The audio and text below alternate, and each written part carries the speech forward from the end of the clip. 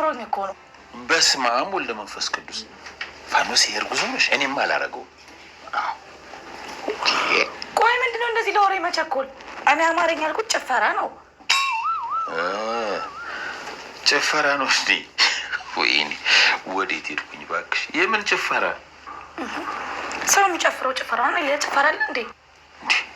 ፋኖሴ ደግሞ ነፍሰ ጡር ጭፈራ ያምራታል እንዴ? ምግብ እንጂ። እንግዲያውስ እኔን አማርኛ እንዴ? ታዲያ በዚህ ሰዓት ጨፋሪ ኬት ይመጣል? የሚገርም ነገር እኔ እኮ ጨፋሪ ስጨፍር አይደለም ማየት ያማረኝ፣ አንተ ስጨፍር ነው ማየት ያማረኝ። ችክ ኖላዊ ጭራሽ እኔን የሚጨፍርልሽ እና አትጨፍርልኝም? አይ ፋኖሴ የዛሬ አምሮትሽስ አልተሳካልሽም። በቃ እንደው ልጄ መላጣ መሆኑን በቃ አልችልም። ድሮንም እኮ እንደማትወደኝ አውቃለሁ። እኔ ነኝ ጥፋተኛ። አይ ፋኖሴ ደግሞ አመረርሽ እንዴ? ከምርሽ ነው እንዴ? እሺ በቃ ማጨፍርልኝ ከሆነ ተወኝ። ሜላት እየተሳሳትሽ ነው። እኔ እኮ አንቺን ለማገዝ ነው የመጣሁት። እኔ የሚለው ግን ቆይ የወሰዳችሁብኝ ነገር ሁሉ አልበቃ ብላችሁ ነው እንደገና እኔን ፍለጋ የመጣችሁት? ኧረ እባክሽ፣ ኧረ እንደሱ አይደለም። ትሰማለህ? ሂድና ለላኩ ንገራቸው። ሜላት 5 ነፍስ ሆና አንድ ክፍል ውስጥ ነው የምትኖረው ብለህ ሂዳ ንገራቸው። ወይዘሮ ሜላት እኔ ማንም ሰው አላከኝም። ፕሊዝ እኔ አንቺን ለመርዳት ነው የመጣሁት። ኧረ እባክህ የምርህን ነው? እኔን ለማገዝ ነው አይደል የመጣው? እኔ ምንም አይነት አላማ የለኝም። እኔ የመጣሁት በህግ ምክንያት በደል ስለደረሰብሽ ለያን ጉዳይ ለማስተካከል ነው የመጣሁት። እሱን ሂድና ለማያውቁት ንገራቸው። አሁን ተነስ፣ ቤቴን ለቀህ ውጣ። ሂደህ ሜላት አንድ ክፍል ውስጥ ነው የምትኖረው ብለህ ንገራቸው። ወይዘሮ ሜላት ሰውዬ ውጣልኝ አልኩህ እኮ። ኧረ እባክሽ ወይዘሮ ሜላት ተረጋጊ። ወይኔ ሜላት እስካሁን እዚህ ነህ? ውጣ ከቤቴ ውጣ። ካጠፋሁ በጣም ይቅርታ። ሶሪ ውጣ። ወይኔ ጉዴ፣ ልብ አላልኩትም ነበር እኮ። እና ምንድን ነው የሚሻለን? እኔ እንጃ ምን እንደሚሻል። ቆይ አሁን እንዴት አድርገን ነው የምናከብርለት? ያው እንዳስለመድ ነው ነው ሀንዬ፣ እንዳስለመድ ነው። እንዴት አድርገን? ቆይ ገንዘብ እስከየት እናመጣለን? እንደዛ ካልሆነ ደግሞ ምናሴን ይከፋዋል። አዎ ይከፋዋል። ግን ደግሞ እኛ ምን ማድረግ እንችላለን? ያው የአቅማችንን ነገር ሞክረን ለማክበር እንሞክራለን። ከዛ እሱም ይረዳናል። እሱስ ትክክል ነሽ። ምናሴ አስተዋይ ልጅ ነው። ምንም ብናደርግለት ይረዳናል። አዎ ለነገሩ እኔ ጋር የተወሰነ ብር አለ። እስከዛ ድረስ ደግሞ ተጨማሪ ገንዘብ ማግኘት አይቀርም። ያው እግዚአብሔር ጋር። ሰላም ለእናንተ ይሁን ውድ ቻናላችን ቤተሰቦች፣ በያላችሁበት ሰላማችሁ ይብዛ። ኖላዊ ድራማ ዛሬም እንደተለመደ ይዘንላችሁ መጥተናል። ኖላዊ ድራማ ወይዘሮ ሜላት እንግዲህ በደረሰባት ችግር መከናት ጠበቃ መጥቶ ሊያግዛት ነበር። በህግ ጉዳይ ያለውን የህግ አማካሪ ነው፣ በደንብ ያውቃል ስለ ህጉና እሷን ሊረዳት አስቦ ነበር። እሷ ግን ጠላቶች የስላኮ ሰላዮች ናቸው፣ አንተ ደግሞ ምን ቀረ ብሎ ነው ከዚህ በኋላ ደግሞ ለምን አይተውኝም እንደምትላቸው እዚህ ቤት ውስጥ 5 ነፍስ ሆና አንድ ክፍል ውስጥ ትኖራለች ብለ መልሰ ነገራቸው ብላ በጣም ጮሃ ተናገረች። እሱ ግን የምትለው ነገር ሁሉ እንደማያውቅና እሷን ሊረዳት ብቻ እንደመጣና በህግ ጉዳይ ከእሷ የበለጠ በቂ እውቀት ስላለው በዛ ጉዳዩን ለእሷ ትስጠውን ለንስጭና ጉዳዩን የሁሉ ነገር ጨርሰዋለሁ ብሎ ቢላትም በጭራሽ እኔ ማንንም አላምንም ብላ እንግዲህ ውጣልኝ ብላ ከቤት አባራ አድርገዋለች። ጠበቃውንም የላከው ጆሮ ነበር። ያው ጆሮ እውነቱን ተናግሮ እኔ ነኝ የላኩት ማለት አይፈልግም። አንደኛ እሱ እየረዳቸው እንደሆነ ማሳወቅ አይፈልግም። ሁለተኛ ደግሞ እሱ እንደሆነ ካወቀች ፈቃደኛ ስለማትሆን በዛ ምክንያት ነበረ ተደብቆ እንግዲህ እሱ እንደላከው ሳይናገር ሰውየው ሄደው ማለት ነው። እሱ ሰውየውም ቀጥታ ቤት ድረስ ስለሄደ ያው ጠላቶችን የላኩት ብላ ነው የደመደመችው። እና እንዳልተሳካ ሰላዮች መጡባት ስለመሰላተኝ ድጋሚ እንዳላይ ብላ ባራኛለች አለው። እናም እንደሚሻል አላቅም፣ ግን ምናልባት ስለ ህጉ መረጃ ካለን እሷን የምናግዝበትን መንገድ እንፈልጋለን ብሎ ከጆሮ ጋር ተመካከሩ ማለት ነው። ጆሮም እግዚአብሔር ይስጠው አስተዋይና ለሀናም ሲል ነው ወይዘሮን ሜላትን ከዚህ በፊት ብዙ ውለታ ስለዋለችለት በደህና ጊዜ እንግዲህ በጠበቃ በኩል እንኳን እሱ ለማገዝ እየሞከረ ነው ያቅሙን ያለው።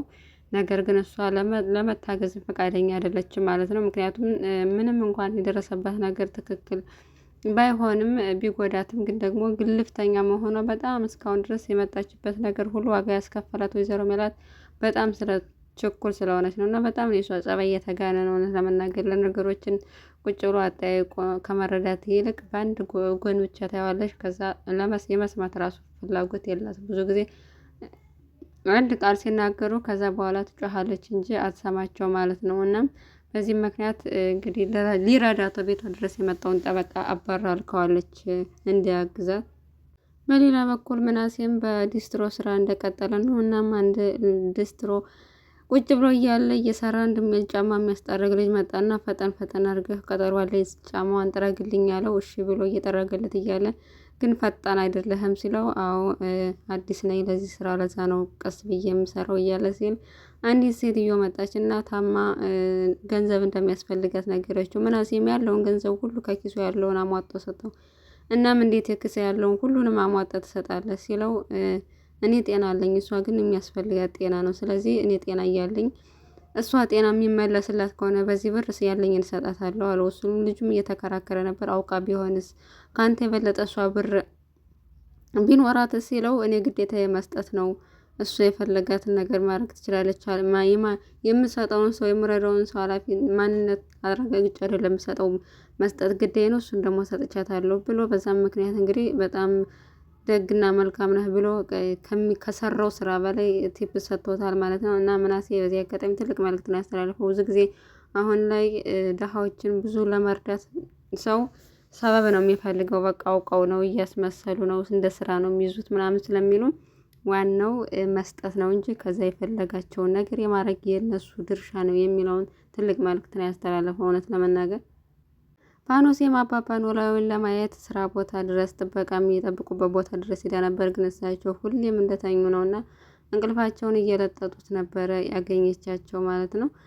እናም ስትቀሰቅሳቸው አልሰሙም። መጨረሻ ላይ ነቃ። እናም ይህን ስራ እኮ ከዚህ በፊትም አቁመው ብዬህ ነበር። ለምንድን ነው አራበን አልቸገረን ለምንድን ነው የምትሰራው ስትለው እኔ እኮ ገንዘብ ለማግኘት ብቻ አይደለም ብር ለማግኘት ብቻ አይደለም ስራ የሚሰራው እኔ ደስተኛ ነኝ ቢያንስ ውዬ እገባለሁ እና በዚህ ጉዳይ ላይ ድጋሚ አንወያይም ብሎ በዚህ ምክንያት እንግዲህ ያመጣቸው ምሳ አብረው በልተው ደስተኛ ሆነው ተመለሱ ማለት ነው።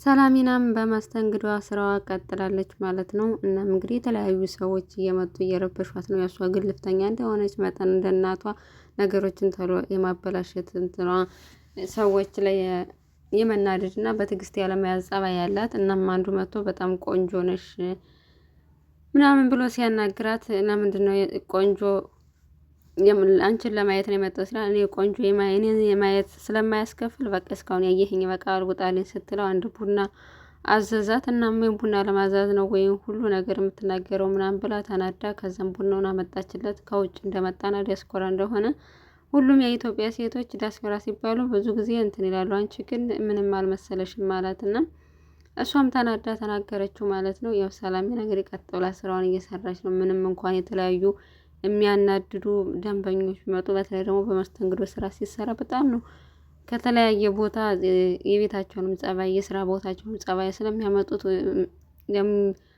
ነገሩን ሁላ የተናደሩበትን ነገር ሁሉ ሪያክት የሚያደርጉት የሚገልጹት አስተናጋጆች ላይ ይህን ደግሞ በትዕግስት ማለፍ ግድ ይላል ማለት ነው። በሌላ በኩል ተምቹ እንግዲህ ያገኘው ሀብትና ንብረቱ በጣም ከመጠን በላይ ጥጋብ ብሎታል ማለት ነው። እናም ድንብላልን እስካሁን እንጋባ ስትይ ነበር፣ አሁን መጋባት እንችላለን ምክንያቱም እየሰራው ነው ገንዘብ አለኝ ብሏል። እሷ ግን እስካሁን ስለምን ነበር፣ አሁን ላይ ግን በዚህ ሁኔታ ትቻቸው እና ወይዘሮ ሜላትን በዚህ ሁኔታ ትቻቸው ነው አንተን ላገባህ አልችልም ብላ ስላለችው እንደ አማላጅነት ሀናን አስታርቂኝና እሷ ምከር ሊል ሀናን ቤት ቀጥሯት ነበረ። እናም ታሳብደኝ ነው ይች ልጅ ከዚህ በፊትም እንጋባ ብላኝ ነበር፣ አሁን ላይ ግን ሁሉ ነገር ሀብት ሲመጣና እንጋባ ስላት ፈቃደኛ አይደለችም አላት ማለት ነው። በምን ምክንያት ነው እንደዚህ ያለች? የእናንተን ቤተሰብ ከእናንተ ቤተሰብ ፍቅር ይዟት እሱን እናንተን ጥዬ አልሄድም አልመጣም ብላ ነው። ስለዚህ ተቻለሽ መጠን ምከሪልኝ አላት ማለት ነው። እናም ሀናም እንደምትመክርለት እና ያው አንተ በቁም ነገር እሷን ማግባት ከፈለግ በቁም ነገር እሷን ማግባት ከፈለክ ችግር የለውም እኔ እመክራታለሁ ብላ ለመምከር ዝግጁ ሆነች ማለት ነው። እናም ምናሴ ከስራ ሲመለስ እሷን ለማገዝ ነበር ወደ ቤት የሄደው። እሷ ግን ወደ ቸኩላ ልወጣ ነኝ ዘሪሁን ቀጥሮኛልና ከእሱ ጋር መገናኘት አለብኝ ብላ ተቀጣጥራ ከእሱም ጋር እናም መሽቷል፣ በቃ ከዚህ በኋላ ሸኝ ሲላት ስትለውም ተምቹ ከፈለሽ ራስሽ መሄድ ትችያለሽ አላት። እንዴት ነው በዚህ ማታ ብቻዬን የሚሄደው ሸኘኝ ብላ ስትለው ከፈለሽ አብረን እንደር ካለበለዚያ ግን ብቻሽን መሄድሽ ትችያለሽ ብሎ ብዙ ነገር ተናገራት ማለት ነው። እሷም እንግዲህ በጣም ተናደበታለች። ግን የት ነው የምናድረው ምናምን እያለች በስከ መጨረሻ እንግዲህ እንደፈለ አሳምኗታል ማለት ነው። ጆሮም የነ ወይዘሮ ሜላት ጉዳይ በጣም ስላስጨነቀው ከሀና ጋር ተገናኝቶ ዝምታ መርጧል። እሷ ምን ሆነ ነው የተጨናነቀው በተምቹ ጉዳይ ነው ወይ ሲላት አይደለም በሌላ ጉዳይ ነው የተጨናነቅኩት። እናም በነ ወይዘሮ ሜላት ጉዳይ እንደሆነ የተጨናነቀው አልነገራትም በቀጥታ። በእርግጥ ግን ደግሞ ስለ ፍርድ ቤቱ የምታውቂው ነገር ካለሽ ንገሪኝ እያላት ነበር። እናም ወይዘሮ ሜላትን ለመርዳት ዝግጁ ሆኗል ማለት ነው። ተምቹ ሁሉም ነገር ወስቶታ የተደረገለትን፣ ጆሮ ግን ያው እስካሁን የበላበትን ያረጉለትን ነገር ሁሉ አረሳም። በችግራቸው ጊዜ ከጎናቸው ለመቆም የሚያደርገው ጥረት እንደቀጠለ ነው።